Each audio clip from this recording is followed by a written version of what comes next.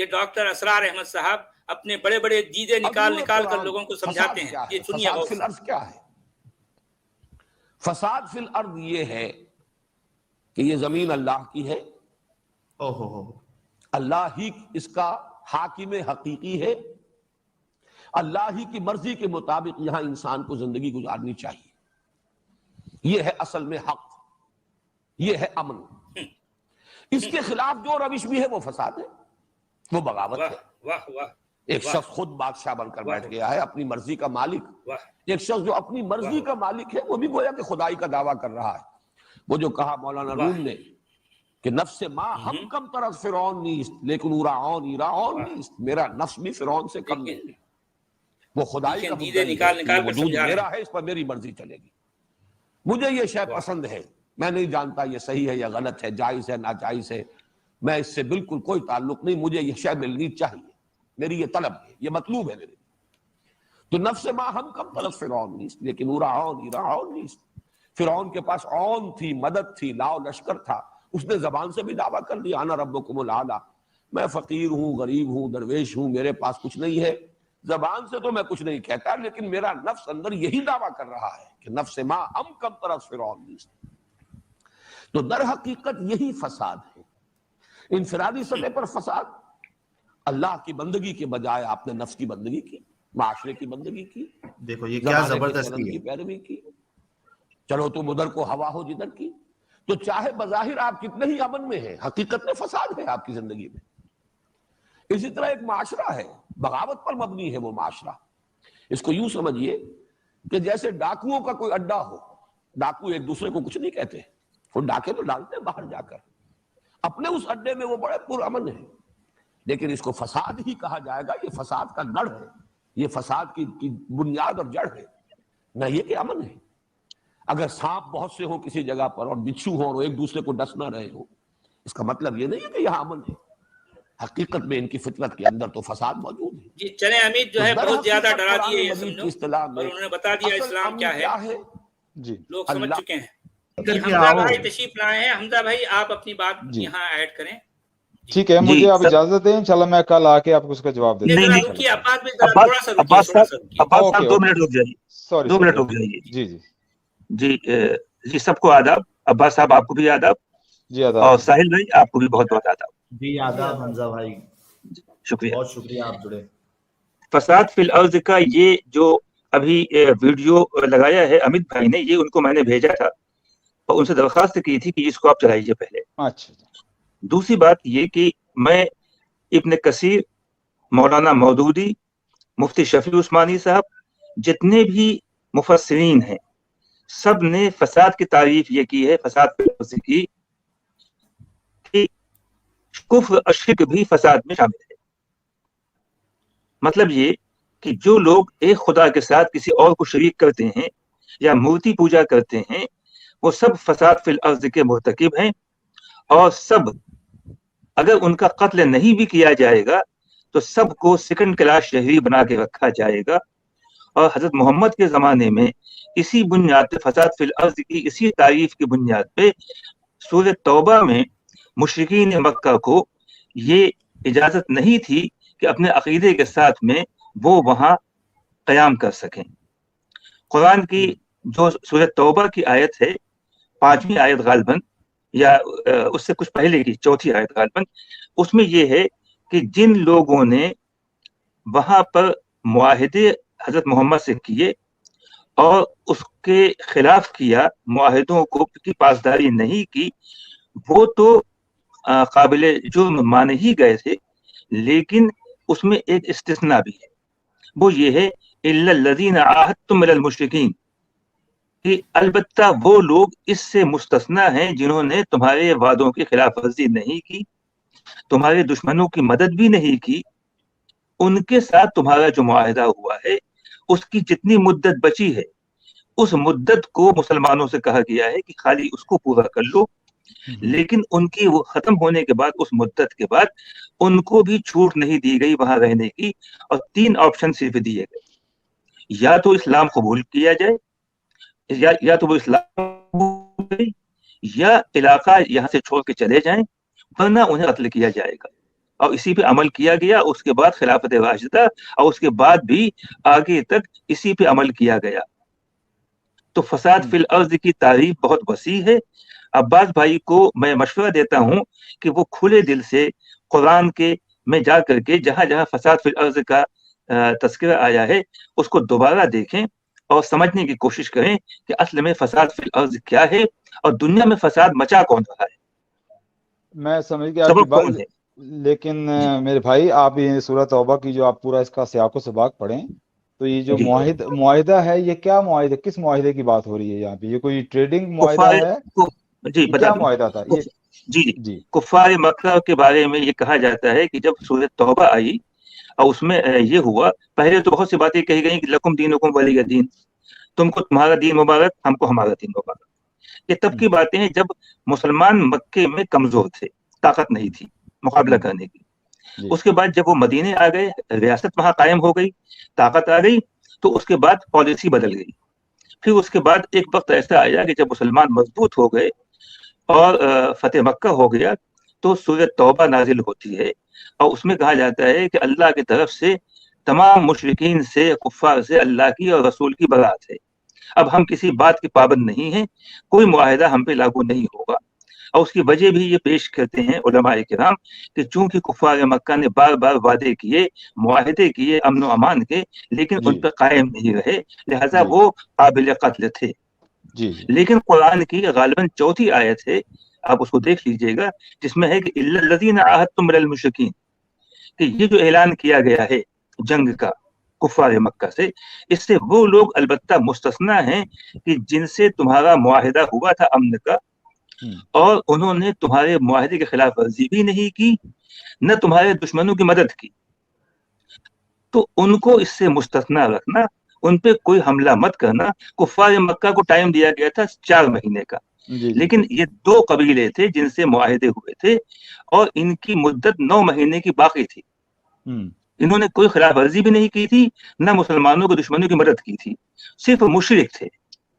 تو ان کو اتنی چھوٹ دی گئی، اور ابن کثیر نے سب نے لکھا ہے، آپ اس کو جا کے دیکھ سکتے ہیں کہ ان کی اتنی ان کو مہلت دی گئی کہ ان کے ساتھ میں تمہارا جو معاہدے کی بچی ہوئی ہے مدت، تو 4 مہینے سے زیادہ بھی اگر ہے تو اس مدت کو پورا کر دو. اللہ ایسا کرنے والوں کا سے خوش ہوتا ہے. لیکن اس کے بعد سنیے، فَإِذَا انْسَلَخَ الْأَشْهُرُ الْحُرُمُ، پھر جب یہ حرمت کے مہینے ختم ہو جائیں اور ان والوں کی مدت بھی ختم ہو جائے، فَاقْتُلُوا الْمُشْرِكِينَ حَيْثُ وَجَدتُّمُوهُمْ فَخُذُوهُمْ وَاحْصُرُوهُمْ وَاقْعُدُوا لَهُمْ كُلَّ مَرْصَدٍ. پھر اس کے بعد ان کو قتل کرو، ان کے گھات میں بیٹھو، ان کا گھیرا بندی کرو جہاں بھی تم کو یہ ملیں. فَإِن تَابُوا، پھر اگر توبہ کر لیں، وَأَقَامُوا الصَّلَاةَ وَآتَوُا الزَّكَاةَ، نماز قائم کریں اور زکات دیں، پھر ان کو چھوڑ دو. یہ اسلام کی بالکل کلیئر پالیسی ہے، اس میں کوئی ابہام نہیں ہے، کوئی ویگنس نہیں. جی میں سن رہا ہوں. آواز غائب ہو گئی. ہلو ہلو آ رہی آواز آ رہی ہے. ہلو جی، اس میں کہا گیا ہے جی، تو آخر میں جن لوگوں سے معاہدہ ہوا تھا لیکن انہوں نے خلاف ورزی نہیں کی تھی، مسلمانوں اور دشمنوں کی مدد نہیں بھی کی تھی، ان کو بھی لپیٹے میں لیا گیا. اور پھر یہ کہا گیا کہ جب یہ مدت ختم ہو جائے، 4 مہینے کفار مکہ کی جنہوں نے خلاف ورزی کی تھی اور تقریباً 9 مہینے ان کی جن سے معاہدے ہوئے تھے خلاف ورزی نہیں کی تھی. اس کے بعد فَإِذَا انْسَلَخَ الْأَشْهُرُ الْحُرُمُ، پھر جب یہ مہینے ختم ہو جائیں، فَاقْتُلُوا الْمُشْرِكِينَ حَيْثُ وَجَدتُّمُوهُمْ، پھر مشرکین کو جہاں پاؤ ان کو قتل کرو، وَاحْصُرُوهُمْ، ان کی گھیرا بندی کرو، وَاقْعُدُوا لَهُمْ كُلَّ مَرْصَدٍ، اور ان کی طاق میں بیٹھو ہر جگہ پہ. فَإِن تَابُوا وَأَقَامُوا الصَّلَاةَ وَآتَوُا الزَّكَاةَ فَخَلُّوا سَبِيلَهُمْ. اب اس کے بعد اگر وہ توبہ کر لیں اور نماز ادا کریں اور زکات دیں، یعنی مسلمان بن جائیں، تب ان کو چھٹی ملے گی، تب ان کو تم چھوڑ سکتے ہو. تو اسلام کی بہت کلیئر پالیسی ہے، اس میں کوئی ابہام نہیں ہے، کوئی ویگنس نہیں ہے. اور جتنے بھی جو اپولوجسٹ نہیں ہیں، پکے مسلمان ہیں، ڈاکٹر اسرار صاحب ہوں، ابن کثیر ہوں، مولانا مودودی ہوں، ان سب نے بہت صاف صاف یہ باتیں لکھی ہیں. اب کے جو مسلمان اپولوجسٹ ہیں وہ 21ویں صدی کے مطابق اسلام کو بنا کے پیش کرنا چاہتے ہیں. ڈاکٹر جاوید غامدی جیسے لوگ وہ اس میں تمام جلیبیاں بناتے ہیں. اب آپ کی مرضی ہے، آپ جلیبیاں کھائیں یا حقیقت کو قبول کر لیں، یہ آپ کی مرضی ہے. اچھا مجھے اتنا ہی کہنا اچھا حمزہ بھائی میں ایک نقطہ جو ہے جو میرے ذہن میں رہتا ہے میں آپ سے شیئر کرنا چاہوں گا.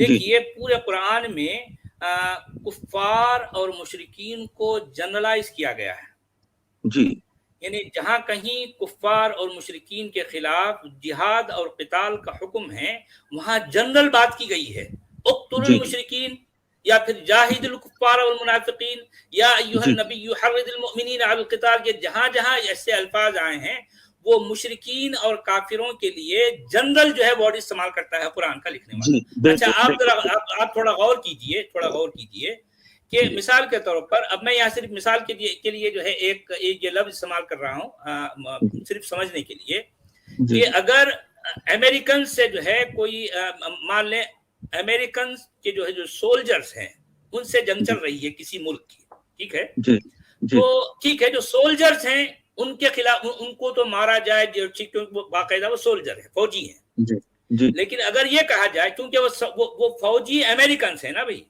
तो कहना क्या चाहिए जो सोल्जर्स अमेरिकन जो सोल्जर्स हैं उनको मारा जाए, उनको कत्ल किया जाए।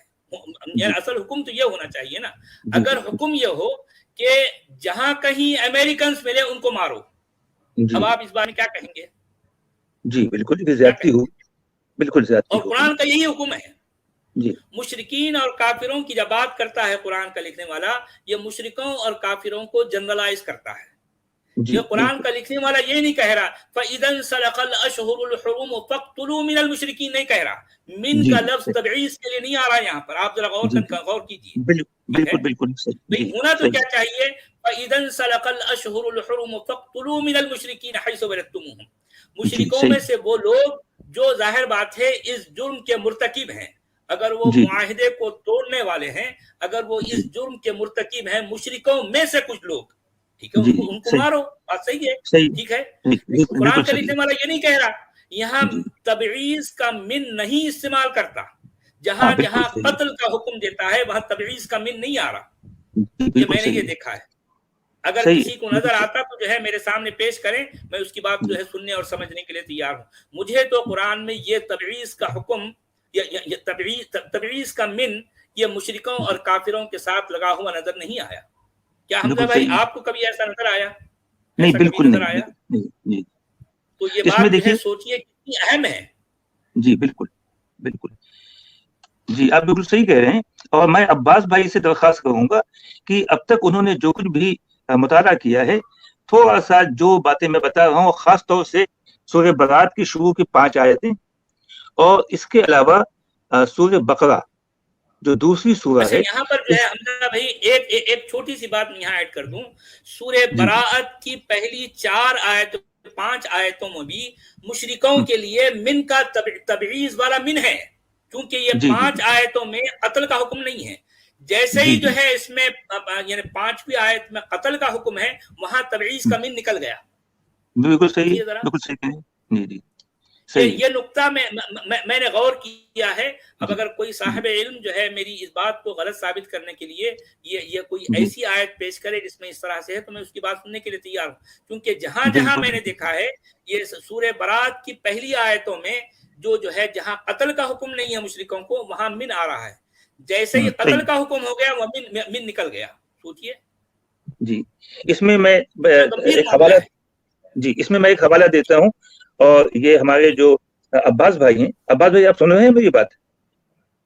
हाँ शायद सुन रहे होंगे अब्बास भाई, सुन लेंगे, आप बोलिए। अच्छा जी, इसमें आप जो है जो सऊदी अरब से जो मशहूर आलिम दीन है मौलाना मोहम्मद साहब जुनागवी, इसके हवाशी लिखे हैं मौलाना सलाहुद्दीन यूसुफ साहब ने। तो इसमें जो कुरान तफसीर सऊदी अरब से तकसीम होती है लोगों को, उसमें इन्होंने साफ लिखा है कि तमाम का इस बात पर इत्तेफाक है कि इस शर्त यानी जजीरे नुमा अरब को छोड़ना या मरने के लिए तैयार होना या माफी के लिए इस्लाम के ताबे होना तमाम मुशरिकीन पर बगैर किसी इस्तिस्ना के यकसा तौर पर लागू था।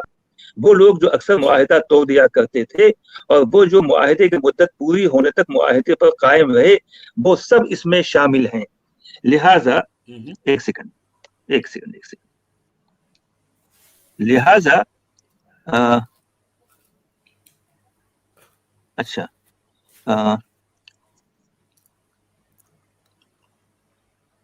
شامل. لہذا یہ بات بالکل واضح ہے کہ لڑائی غدار دشمن کے خلاف نہیں تھی بلکہ کفر و شرک کے خلاف تھی. جی ہاں جی ہاں جی ہاں. اچھا, تو ان کو چاہیے, جو کافر اور مشرک ہیں اصل میں وہی تو دشمن ہے نا اسلام کے, اصل دشمن اسلام کی بات نہیں مانتے. ہاں, اسلام کی بات نہیں ماننے والے وہ جو ہے اصل دشمن ہے. جی جناب بولیے ساحل. ہاں سچوالا جی اور حمزہ صاحب, آپ دیکھیے سورہ توبہ کی جو سب سے پہلی آیت ہے اس میں اللہ کتنا کے لیے, ذرا وہ آیت پیش کرو امید. ہاں بہت اتاولا ہو رہا ہے. جی ہاں, وہ کوئی پوائنٹ نہیں دیکھ رہے کہ ہاں بیزاری ہے. سورہ توبہ 9 کی پہلی آیت. جی 9:1 سورہ توبہ کی پہلی آیت. جی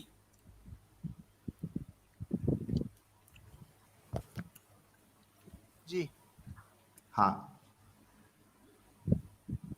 اس کا اردو ترجمہ دیکھیں آپ, کہ میرے پاس جو ترجمہ ہے دیکھیے اس میں کیا لکھا ہے. اے اہل اسلام, اب خدا اور اس کے رسول کی طرف سے مشرکوں سے جن سے تم نے عہد کر رکھا تھا بیزاری ہے اور جنگ کی تیاری ہے. یعنی جو معاہدہ ہوا تھا یہ اصل میں ان کو ایک دکھ ہو رہا تھا, تکلیف ہو رہی تھی کہ یہ کب ختم ہوگا اور کب ہم جنگ کے لیے نکلیں گے. جی ہاں جی بالکل اللہ جنگ کروانے میں. یہ بڑا پوائنٹ ہے جو لوگ جو ہے نا یہ دھیان نہیں دے رہے ہیں کہ کتنے اتاولے رہتے تھے محمد صاحب اور اللہ جنگ کرنے کے لیے, کہ جو ایک ٹریٹی ہوئی ہے وہ ختم ہونے تک بھی ان کو انتظار نہیں ہے, بیزاری ہو رہی ہے. جی بالکل صحیح. تو عباس صاحب سے میری گزارش ہے کہ وہ سورہ برات کو ایک بار دیکھیں اور سورہ بقرہ جو دوسری سورہ ہے اس کی آیت نمبر 193 193 دونوں کی تشریح دیکھ لیں. مودودی صاحب کی, ڈاکٹر جاوید احمد غامدی صاحب کی, مولانا وحید الدین خان صاحب کی, مولانا محمد صاحب جوناگوہی کی اور ابن کثیر کی. اس کے بعد وہ شاید زیادہ صحیح موقف اختیار کرنے کے قابل ہو سکیں گے. ہاں اصل میں عباس بھائی اور اس طرح کے جتنے بھی مومنین کرام ہیں ان سب سے میری یہ ریکویسٹ ہے کہ دیکھیں بھائی, جب آپ قرآن کا مطالعہ کریں گے تو آپ اپنے ذہن کو بالکل نیوٹرل رکھیں. اپنے جو پیش رو ان کے جو علماء ہیں ان کے اوپر تکیہ نہ کریں. انہوں نے چونکہ کہہ دیا تو بات صحیح ہوگی, نہیں, آپ اپنی عقل اپنی سمجھ کی بنیاد پر ان آیتوں کو سمجھنے کی کوشش کریں. یہ میری آپ سے درخواست ہے, تبھی تو آپ سمجھ پائیں گے نا. ورنہ تو آپ ظاہر بات ہے ایمان کا سلسلہ جیسا پہلے چل رہا تھا آج بھی چلتا رہے گا. چینج کیسے آئے گا؟ آپ خود اپنے طور پر جو ہے اپنی بنیاد پر کیسے سوچنے والے بنیں گے؟ یہ تو آپ ان لوگوں کی سوچ کو لے کے چل رہے ہو جو آپ سے پیش رو ہیں. آپ کے مفتیوں نے, آپ کے علماء نے آپ کو جو بتا دیا, آپ اسی بات کو پتھر کی لکیر سمجھ کر آگے لے کے چل رہے ہو. یہ تو غلط ہے. بالکل یہ اسی کے خلاف تو ہم بات کیا کر رہے ہیں نا بھائی.